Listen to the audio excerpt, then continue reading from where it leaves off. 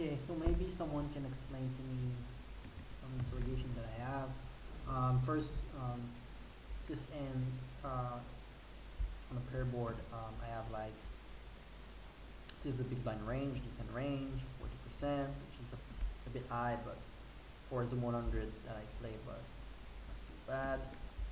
And this is my opening range from in position, 45%, sometimes less, sometimes more. But I mean, with that, I put sizing of 25, 50, and 66%. 25 or 33 doesn't change anything. I already test both, and it's the same range actually. The tree. Then I open 2.5x. I get a call, and you see a flop 100 BPD. Look at this page. You want the big blind to check on the flop 100%, which is fine. And then this is the part where I don't understand. I don't understand why he's using 1/3 almost never. Why he's using 1/3 almost never, I don't really get it. Probably one of the reason why is 14 is 1/4, but I try 1/3 is the same. Like it's because if we 1/4 or 1/3, 1/3 is like 97% call.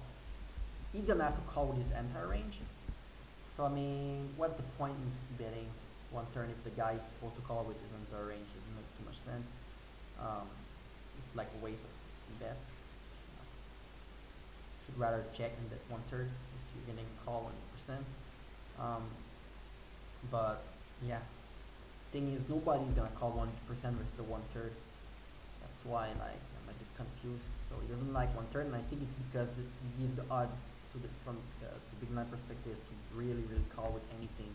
So you make a decision pretty easy on the flop. Like if you bet 2/3, it's supposed to call with 62%. And if you bet like half pot, it's supposed to call with 70%. So you make a decision more difficult if you bet half pot or more. So I kind of understand why the on 1/3 is not too good. It's because you give the big blind really an easy decision. You cannot make mistake by calling with this entire range in GTO approach. I think that's why I'm trying to show us on the solver. But the thing is, I think that at Zoom 100, if you 1/3 the flop on a pair board like that, price pair board, most like 99% of the player are not gonna call with 1% of their range. They're gonna fold at least like 30, 40% of the time, even 50 sometimes. So I'm not really sure what to make of the absence of 1/3 c bet on the flop on that board. Sure, it seemed like it's gonna turn a profit fairly often. Because at 100, I don't think people are gonna fold more if you half pot or 1/3. I think their range is gonna be quite similar to call 1/3 or half pot. Maybe a bit wider, but not too wide. So I don't understand like why the solver doesn't think about that, about player tendency really. But I guess it's nearly impossible because players are not playing different. So I think he's assuming that the big blind is playing GTO also. So that's why he doesn't like the 1/3. I think. My other question is like, why does he like 2/3 way more than half in general on that board? If you look at the EV, right, the EV between 2/3 and half, so 20, is fairly close, very close for like almost every hand. Even a hand that you decide to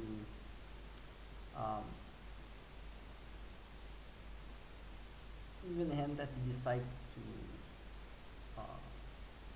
half pot, it's extremely close, and some hand like a side very close between all four option actually. But yeah.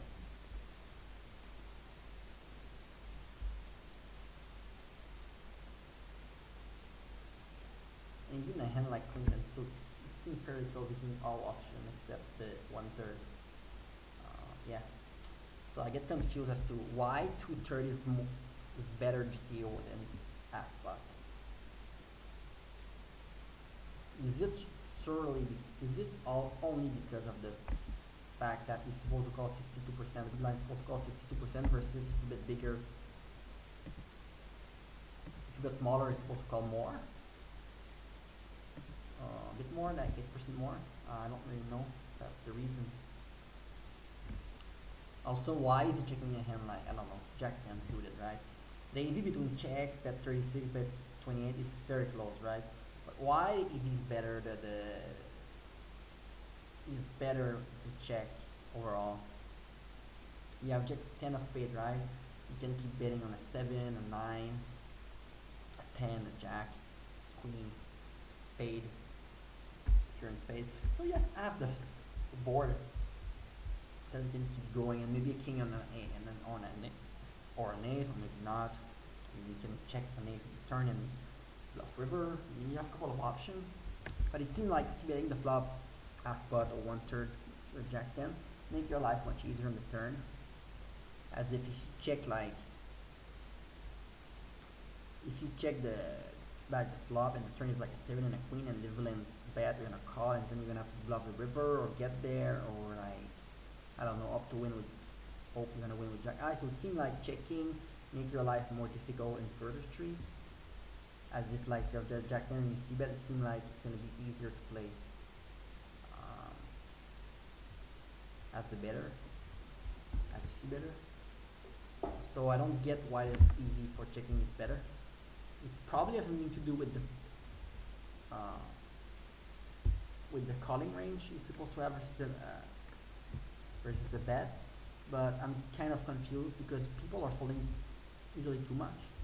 So is it like a case where like the only reason why we have such a big checking range, like 41%, is because we assume that villain play GTO, and since most people at Zoom 100 don't play GTO at all, that's why people are c-betting 1/3 on this board, because you're gonna have enough fold that you don't have to c-bet half pot or more. People are folding enough 1/3 that you can 1/3 every time at this stage and never like make a mistake. So yeah, that's pretty much cover my question. Why did this miss 1/3? Does it have only something to do with the GTO big blind calling range versus 1/3, which is almost 100%? And the other question is like, why 2/3 better than half pot? Close every time, every hand, but most hand it's better to bet 2/3 with the GTO approach.